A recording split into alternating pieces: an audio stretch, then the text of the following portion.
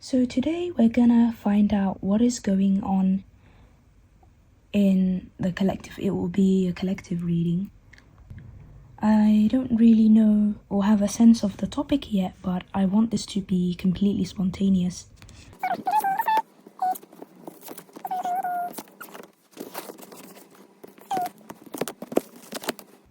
So these are the cards that I've picked out, and it's sending one very strong message that it's time to go within and really reconnect with yourself here. There is something with the Master Maker and Los Gunnar. I don't know if I'm pronouncing it right. These two cards that reveal that there are hidden treasures or hidden qualities about yourself that have been exiled or left undiscovered to discover. And there's one interesting quote from the Fairies Oracle that I've picked up on this card. It was like, okay, life is adventurous for adventurous people, and life is boring for boring people. So this is also to do with mindsets. If you approach, and the way you approach things, if you approach this with exploration and for the joy of the game, then life becomes a lot more exciting when you view it that way. So these two cards are telling you to avoid this stagnation and really take that courageous step to go within and rediscover the lost parts of yourself, get to know yourself on a much deeper level. Because I'm being told that the version of you that you think you are currently is outdated. Not to say you're outdated, but to say that perhaps you think of yourself, the way you perceive yourself is a little outdated. It doesn't cover the value of how you actually are. Chances are you might be seeing yourself less worthy or less capable than you actually are. And you're being called to develop these hidden traits within you and reclaim those parts of yourself. And for a while, this is going to feel confusing, or it's going to feel like hard work, because in a way it is something that requires courage to sit with yourself, to go within, do your shadow work, and see some of the light that you have maybe felt pressured to hide away.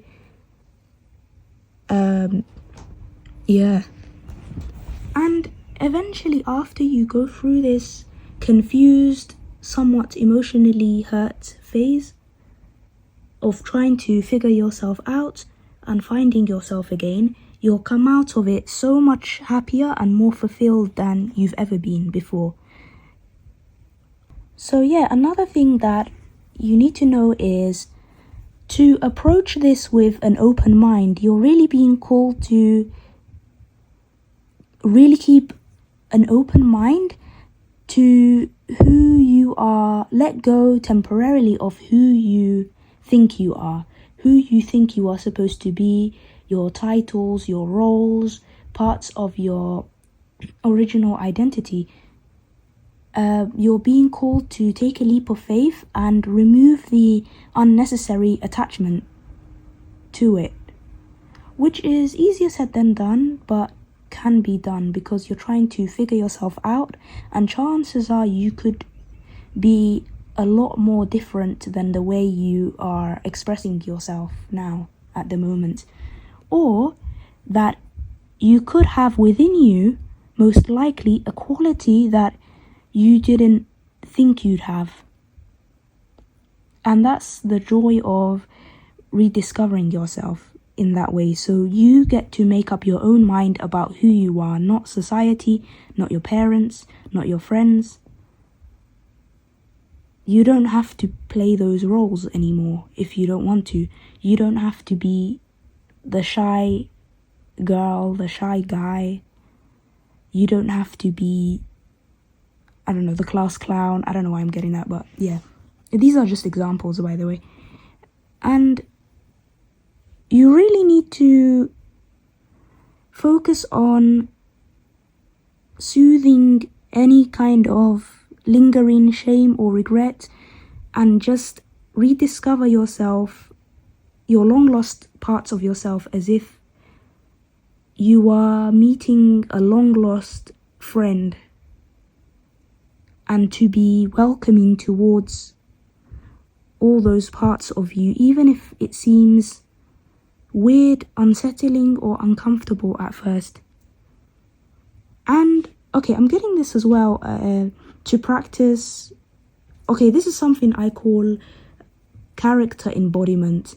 I'm not saying to copy a fictional character or copy someone else word for word or action by action, absolutely not. But I'm saying that sometimes, or I have known in my life, I have felt very inspired or drawn to certain people in my life because they were representing an archetype or some type of story or trope that I felt gravitated towards. But rather than fall into the trap of copying them, I had to sit down with myself and realize, okay, what exactly are the traits that they seem to be expressing, and what am I projecting onto them that actually are my own inequalities? Because a lot of the times we see our own light in other people, and sometimes maybe our own darkness that we've tried to hide, we see that in other people that trigger that as well. Other people trigger our shadows and vice versa. And so you are allowed to feel inspired by other people or by fictional characters, as long as you are not attached to them, you're not putting them on a pedestal, and you follow what's unique within your heart, your own heart. You don't have to copy anyone at all. And in fact, an original person, there is only one original you, if that makes sense. Everyone else is already taken. Be yourself, because everyone else is already taken. And there's a very small warning here of what might happen if you stay stuck in the old idea of who you think you are, is that you will find yourself blocked or frustrated or struggling, or maybe because you are too attached to the old reality of you or the old stories of what used to happen. And some strength and keeping an open mind is really required to break free from that.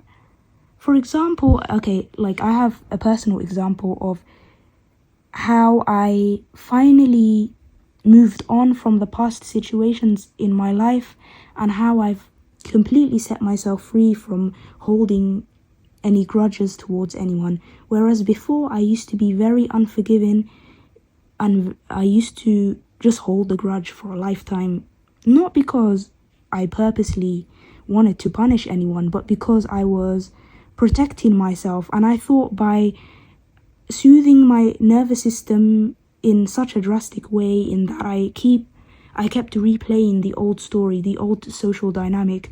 Oh, this person did me dirty. They said this to me. They talked behind my back. They did this, did that.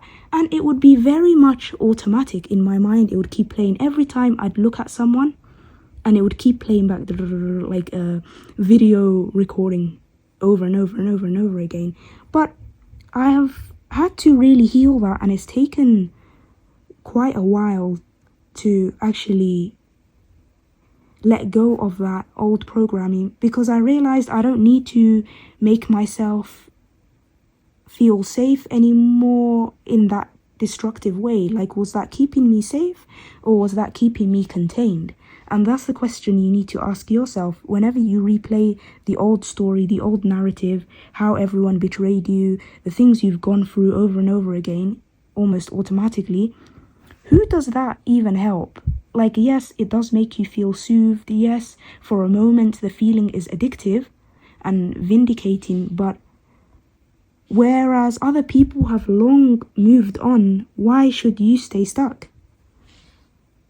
And so yeah, that's the small warning I've seen.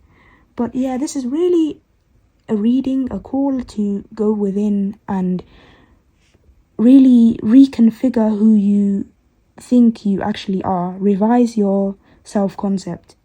Because chances are you are so much more special and valuable than you ever give yourself credit for.